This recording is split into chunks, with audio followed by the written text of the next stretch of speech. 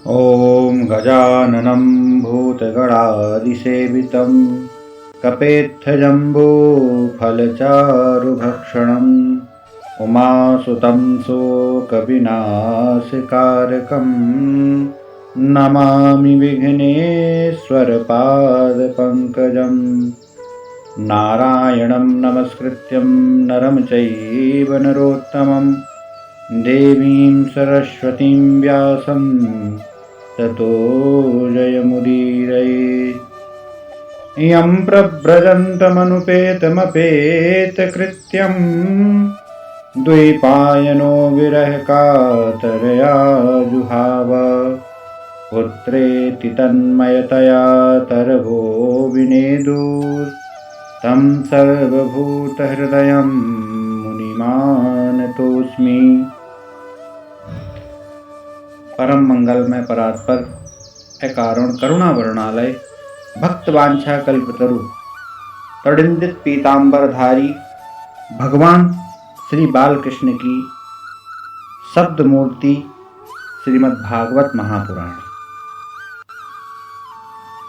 कल हमने श्रीमद् भागवत महापुराण के महात्म का श्रवण किया था। आज भी उसी में हम प्रवेश करते हैं। कल हमने श्रवण किया सतचित और आनंद, जिसमें हमने गोपियों की प्रेम लक्षणा भक्ति ऐसी दिव्य है कि उनको घर में रहते हुए भी प्रभु की प्राप्ति हुई है। भागवत व्यवहार और परमार्थ का समन्वय कर देगा। आपको घर में ही वही आनंद होगा जो कि आनंद योगी वन में बैठकर भोगते हैं। योगी समाधि में जैसा आनंद पाते हैं वैसा आनंद गृहस्थ को भी प्राप्त हो सके, इसलिए भागवत शास्त्र की रचना की गई है। संसार के विषय सुखों के प्रति वैराग्य हो और प्रभु के प्रति प्रेम जागे, यही भागवत की कथा लीलाओं का उद्देश्य है। भागवत अर्थात भगवान को मिलाने वाला साधन। संतों का आश्रय लेने वाला संत बनता है और भागवत का आश्रय लेने वाला भगवान होता है। भक्ति केवल मंदिरों में नहीं अपितु जहां भी बैठ जाओ वहीं हो सकती है। इस भक्ति के लिए कोई देश, स्थान या काल समय की जरूरत नहीं होती। भक्ति तो 24 घंटे करनी है। भक्ति के काल समय और भोग के काल समय ऐसा जो देभेद रखता है वह भक्ति नहीं कर सकता। भक्ति सतत करो, निरंतर करो, 24 घंटे ब्रह्म संबंध बनाए रखो। हमेशा ध्यान रखो, सदा सावधान रहो कि माया के साथ संबंध न हो जाए। जब सुखदेव जी ने श्री कृष्ण को मस्तक पर पधराया तब उनका ब्रह्म संबंध हुआ, जिससे उनके हाथ पैर की बेड़ियां भी टूट गईं। परंतु योग माया को लेकर जब वापस पहुंचे तो फिर बंधन में पड़े गए। वासुदेव जी ब्रह्म संबंध तो हुआ परंतु वे उसको टिकाए ना रख सके। ब्रह्म संबंध को टिकाए रखना चाहिए, ईश्वर का स्मरण छोड़ना नहीं चाहिए। वैष्णव भक्त अपने भगवान के साथ खेलते हैं। जीव को क्रिया करता है, जब वह ईश्वर के लिए करता है तो उसकी प्रत्येक क्रिया भक्ति बन जाती है। भक्ति का संबंध मन के साथ है और जिससे भक्ति मन से नहीं होती उसे तन की सेवा करने की जरूरत है। मानसिक सेवा श्रेष्ठ है। साधु संत तो मानसिक सेवा में तन्मय रहते हैं। यदि ऐसी सेवा से तन्मयता हो जाए तो जीव कृतार्थ होता है। भक्ति मार्ग की आचार्य गोपियां हैं। उनका आदर्श मन और आंखों के सामने रखो। ज्ञान मार्ग से, योग मार्ग से जिस ईश्वर के आनंद का अनुभव होता है उसी आनंद का अनुभव इस भक्ति से सहज प्राप्त होता है। ज्ञानी योगियों को जो ब्रह्मानंद प्राप्त होता है वही इस साधारण जीव को प्राप्त। ऐसे उद्देश्य से श्री भागवत की रचना की गई है। इसमें तो भगवान का स्वरूप बताया गया है कि भगवान कैसे हैं। तापत्रय विनाशाय श्री कृष्णाय वयम नुमः। परमात्मा के स्वरूप का वर्णन करते हुए कहा है कि तापत्रय विनाशाय, दुख मन का धर्म है, आत्मा का नहीं। मनुष्य दुख में ईश्वर का स्मरण करता है, जिससे उसका परमात्मा के साथ अनुसंधान होता है और जिसे आनंद मिलता है। जीव का स्वभाव सुंदर नहीं है। परमात्मा का शरीर तो हो सकता है सुंदर ना भी हो। कूर्म अवतार 12 अवतार के शरीर सुंदर नहीं थे, परंतु श्री परमात्मा का स्वभाव सुंदर, अतिशय सुंदर है। दूसरों के दुख दूर करने का परमात्मा का स्वभाव है, इसलिए तो श्री भगवान वंदनीय हैं। आध्यात्मिक, आदिदैविक तथा आदि भौतिक, 3 प्रकार के तापों के नाश करने वाले भगवान श्री कृष्ण की हम वंदना करते हैं। बहुत लोग पूछते हैं कि वंदना करने से क्या लाभ है। वंदना करने से पाप जलते हैं। श्री राधा कृष्ण की वंदना करेंगे तो आपके सारे पाप नष्ट होंगे, परंतु वंदना अकेले शरीर से नहीं, मन से भी करो। अर्थात श्री राधा कृष्ण को हृदय में पधराओ और जिनको प्रेम से नमन करो। नमन प्रभु को बंधन में डालता है। दुख में जो साथ दे वह ईश्वर है और सुख में जो साथ दे वह जीव है। ईश्वर सर्वदा दुख में ही साथ देते हैं, अतः ईश्वर वंदनीय है। ईश्वर ने जिस जिस को सहायता दी है उसको दुख में ही सहायता दी है। पांडव जब दुख में थे तब तक श्री कृष्ण ने उनकी मदद की, पर पांडव जब सिंहासन पर बैठे तब श्री कृष्ण भी वहां से चले गए। ईश्वर जिसे भी मिलते हैं दुख में ही मिलते हैं। सुख का साथी जीव है और दुख का साथी ईश्वर है। इस बात का सतत मनन करो। मनुष्य धन पाने के लिए जितना प्रयत्न करता है और दुख सहन करता है, उससे भी कहीं कम प्रयत्न यदि ईश्वर के लिए भी करे तो उसे ईश्वर अवश्य मिलेंगे। कन्हैया तो बिना बुलाए गोपियों के घर जाता था, परंतु वह मेरे घर क्यों नहीं आए, ऐसा कभी विचार भी नहीं किया। आप भी निश्चय कीजिए कि मैं भी ऐसे सत्कर्म करूंगा कि कन्हैया मेरे घर भी आएगा। श्री भगवान के आगे हाथ जोड़ना, मस्तक नवाना, इसका क्या अर्थ है? हाथ क्रिया शक्ति का प्रतीक है। हाथ जोड़ने का अर्थ है कि मैं अपने इन हाथों से सत्कर्म करूंगा। मस्तक नवाने का अर्थ है मैं अपनी बुद्धि शक्ति को हे नाथ आपको अर्पित करता हूं। वंदना करने का अर्थ है अपनी क्रिया शक्ति और बुद्धि शक्ति श्री भगवान को अर्पित करनी चाहिए। श्री भगवान को वंदन करने से पाप ताप का नाश होता है। निर्भय होना हो तो प्रेम से भगवान श्री कृष्ण की वंदना करो। मेरे भगवान दया के सागर हैं। केवल वाणी और शरीर से नहीं परंतु हृदय से भी वंदना करनी चाहिए। हृदय से वंदना करने पर श्री भगवान के साथ ब्रह्म संबंध होता है। जब भी घर से बाहर निकलो श्री ठाकुर जी की वंदना करके ही निकलो। ईश्वर प्रेम चाहते हैं और प्रेम ही देते हैं। ईश्वर यही मानते हैं कि यह मेरा है और मुझसे भीख मांगता है। वंदना करने से ईश्वर के साथ संबंध होता है। इस जीव का स्वभाव ऐसा है कि वंदना नहीं करता है। घर में प्रवेश करते ही घर में पत्नी ना हो तो अपने बालक से पूछता है कि तेरी माता कहाँ है, परंतु इसकी क्या आवश्यकता है? वह बाहर गई हो तो तू बैठकर राम राम कह। बाहर से घर में आओ तो उस समय भी ईश्वर का वंदन ही करो। मार्ग में चलते हुए भी वंदना करो।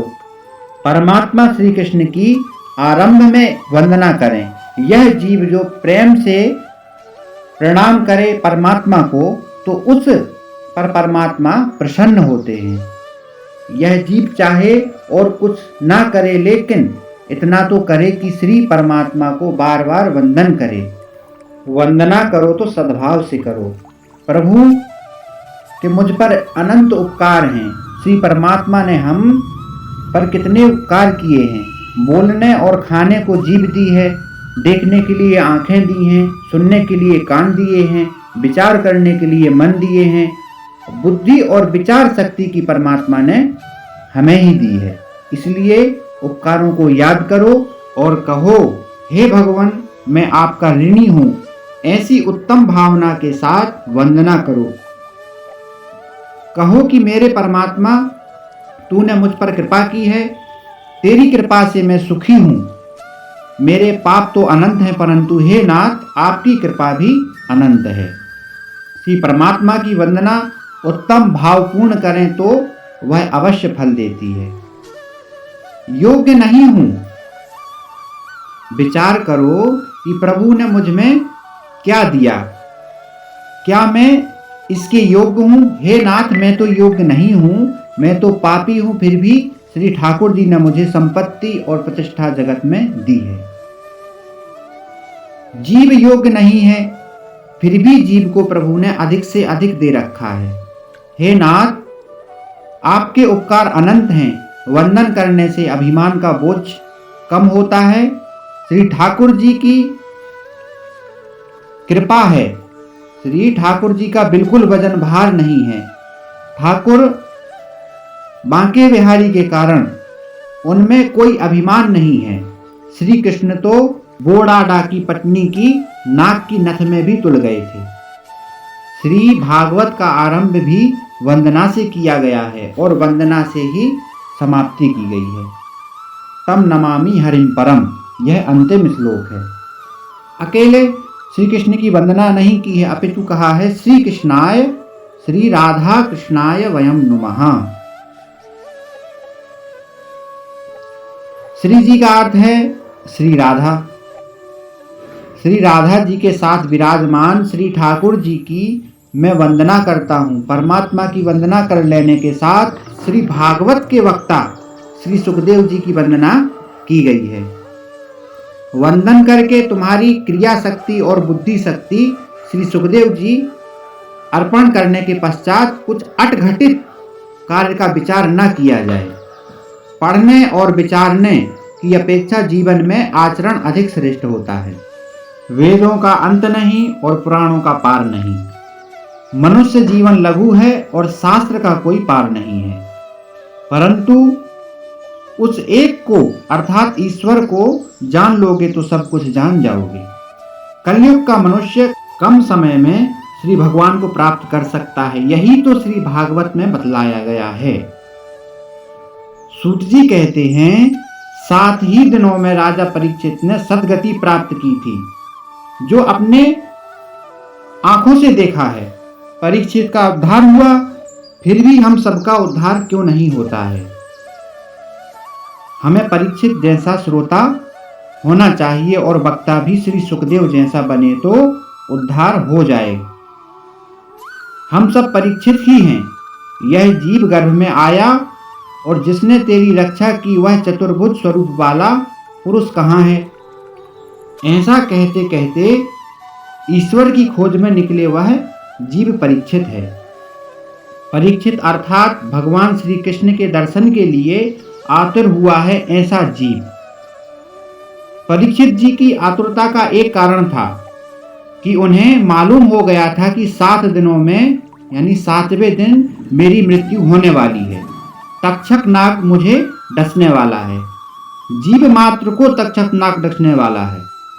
तक्षक काल का स्वरूप है, ऐसा भागवत में एकादश स्कंध में कहा गया है। काल रूपी तक्षक किसी को नहीं छोड़ता, वह 7वें दिन डसता ही है। सप्ताह के कुल 7 दिन हैं। इन्हीं 7 दिनों वार में से किसी एक वार या दिन को यह काल अवश्य डसेगा ही। इन 7 वारों में से कोई एक बार हमारे लिए भी निश्चित होता है, तो फिर परीक्षित जी की तरह काल को मत भूलो। कोई भी जीव क्यों ना हो, उसे काल का भय तो लगता ही है। मृत्यु का भय केवल मनुष्य को ही है। ऐसा नहीं है, ब्रह्मा जी को भी काल का भय लगता है। श्री भागवत मनुष्य को निर्भय बनाता है। भागवत में लिखा है कि ध्रुव जी मृत्यु के सिर पर पांव रखकर स्वर्ग में चले गए थे। परीक्षित राजा समाप्ति में बोले हैं कि मुझे अब काल का भय नहीं रहा, मुझे काल का भय नहीं लगता है। भागवत सुनकर परमात्मा के साथ प्रेम करने पर उसे काल का भय नहीं लगता है। जो भागवत का आश्रय लेते हैं वे निर्भय बनते हैं। लोग मृत्यु को अमंगल मानते हैं, परंतु यह मृत्यु मंगल है। मृत्यु काल परमात्मा का सेवक है, अतः मंगल भी है। श्री ठाकुर जी को लगता है कि मेरा बालक अब योग्य बन रहा है, तो वो मृत्यु को आज्ञा देते हैं कि उस जीव को पकड़कर ले आओ। जिस पाप करने का विचार भी नहीं आता, उसकी मृत्यु मंगलमय होती है। जीवन में मनुष्य मृत्यु का सच्चा भय नहीं रखता है, इसी से उसका जीवन भी बिगड़ता है और मरण भी बिगड़ता है। अंतकाल में मनुष्य को जो घबराहट होती है वह काल के डर से नहीं, अपितु अपने किए हुए पापों को याद से होती है। पाप करते समय तो मनुष्य डरता नहीं है, डरता है जब पापों की सजा भुगतने के लिए समय पास चला आता है। व्यवहार में लोग एक दूसरे का भय रखते हैं। मुनीम सेठ का भय रखता है। मुनीम जो होता है वह सेठ का भय रखता है कि कोई यदि चोरी करेगा या कुछ भी करेगा तो सेठ उसको निकाल देगा। ऐसे ही कारकुन अधिकारी का भय रखता है आदि। जबकि मनुष्य किसी भी दिन ईश्वर का भय नहीं रखता, इसलिए वह दुखी होता है। श्रीमद् भागवत में सर्व भय एवं मृत्यु का नाश है। भागवत मनुष्य को निर्भय बनाती है। श्री भागवत का आश्रय लेने से निर्भयता प्राप्त होती है। मैं अपने परमात्मा श्री कृष्ण का अंश हूँ, मैं भगवान का हूँ। कुछ पैसे जेब में आ जाएं तो मनुष्य को हिम्मत आ जाती है। तो जब आप परमात्मा को हमेशा साथ ही रखकर फिरेंगे तो आप निर्भय ही बन जाएंगे। इसमें क्या आश्चर्य है। भय बिना प्रभु में प्रीति होती ही नहीं है। काल का भय रखो, काल के मृत्यु के भय से प्रभु में प्रीति होती है। अतः काल की, पाप की, धर्म की भांति रखो। मनुष्य यदि सदा काल का भय रखे तो इससे पाप नहीं होगा। निर्भय होना हो तो पाप छोड़ दो। श्री भागवत शास्त्र में हमें निर्भय बनाता है।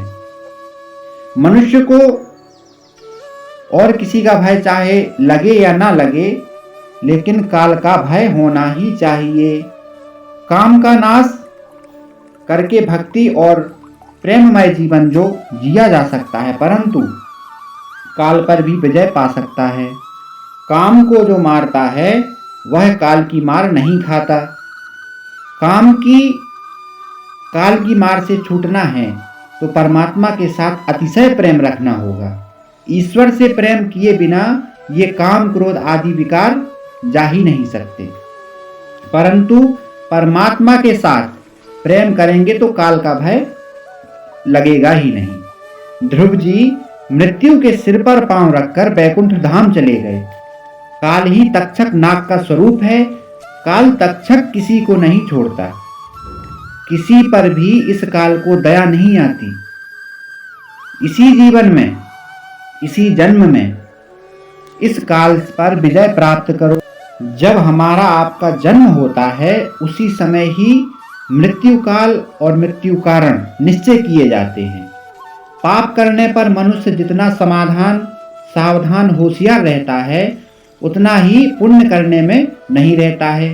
पाप प्रकट हो तो जगत में अप्रतिष्ठित होऊंगा, ऐसा सोचकर वह पाप को एकाग्रचित होकर वह करता जाता है और इसी कारण से अंत काल में उसे पापों की याद आती है। इसी से अंत काल में भी वह घबराने लगता है। उसे अपने किए हुए पाप प्रत्यक्ष दिखाई देते हैं। वह समझता है कि मैंने मरने की कोई भी तैयारी नहीं की है और मेरा अब क्या होगा। मनुष्य वैसे तो सभी कर्मों के लिए तैयार रहता है, परंतु मरने की तैयारी नहीं करता है। जिस प्रकार शादी की तैयारी करते हो, उसी प्रकार खुशी से धीरे धीरे मरने की भी तैयारी करना चाहिए। मरने की तैयारी क्या है? मौत के लिए सदा सावधान रहो। मृत्यु अर्थात परमात्मा को बीते हुए जीवन का हिसाब देने का पवित्र दिन है। श्री भगवान पूछेंगे, मैंने तुम्हें आंखें दी थी, तुमने उनसे क्या किया? कान दिए थे, तुमने उनका क्या उपयोग किया? तुम्हें तन और मन दिए थे, तो उनका तुमने क्या किया? इस हिसाब में जो गड़बड़ होती है तो घबराहट होने लगती है। साधारण सा इनकम टैक्स ऑफिसर को यदि हिसाब देना होता है तो भी मनुष्य को घबराहट होती है और वह ठाकुर जी की प्रार्थना करता है कि हे प्रभु, मैंने तो अलग अलग बही बना रखी है, परंतु तुम मेरा ध्यान रखना। एक वर्ष के हिसाब देने में इतनी जब घबराहट होती है तो फिर सारे जीवन का हिसाब देते समय क्या दशा होगी। प्रभु ने हमें जो दिया है उसका हिसाब देना ही पड़ेगा। मृत्यु को उज्जवल करना हो तो प्रतिक्षण को उजागर करो, अपनी आंखों का सदुपयोग करो, धन का सदुपयोग करो, वाणी का सदुपयोग करो, तो मृत्यु उज्जवल होगी। प्रति क्षण जो ईश्वर का स्मरण करता है उसी की मृत्यु सुधरती है। श्री भागवत मृत्यु सुधारती है। रोज शमशान में जाने की जरूरत नहीं है, परंतु शमशान को देखकर रोज याद करने की जरूरत है। श्री शंकर जी शमशान में विराजते हैं, विज्ञान के देवता होने से शमशान में विराजते हैं। शमशान तो ज्ञान भूमि है, जहाँ समभाव जागते हैं अतः ज्ञान प्रकट होता है, इसलिए शमशान ज्ञान भूमि है। जहाँ समभाव जागे उसी का नाम शमशान है। समभाव का अर्थ है असंभाव का अभाव, समभाव ही ईश्वर भाव है। मनुष्य सब में संभाव रखकर यदि व्यवहार करे तो उसका मरण सुधरता है। सर्व में संभाव ईश्वर का भाव जागे तो जीवन दीन बन जाए, दैन्य भाव बन जाए। परमात्मा को प्रसन्न करने का साधन भी दैन्य भाव है। मनुष्य को अमर होना है, श्रीमद् भागवत कथा भी अमर है। अमर कथा का जो आश्रय लेता है वह अमर हो जाता है। राजा परीक्षित और भगवान श्री सुखदेव जी भी अमर हैं। श्री भागवत की कथा आपको अमर बनाती है और भक्ति रस का दान करती है। भक्ति से ही श्री मीराबाई द्वारकाधीश में और गौरांग प्रभु जगदीश में सादेह समा गए और अमर हो गए। श्री भागवत की कथा सुनो तो अनायास ही समाधि लग जाती है। योग और तप के बिना श्री भगवान से मिलने का कोई साधन है तो वह है श्रीमद् भागवत शास्त्र। आज की कथा को हम यहीं विश्राम करते हैं। कल की कथा में हम श्रवण करेंगे आनंद के धाम श्री शंकर जी का श्री सुखदेव के रूप में अवतार हुआ है। शंकर जी ही सुखदेव जी के अवतार में प्रकट हुए हैं। कल की कथा में हम यह श्रवण करेंगे। बोलिए श्री वृंदावन बांके बिहारी लाल की जय।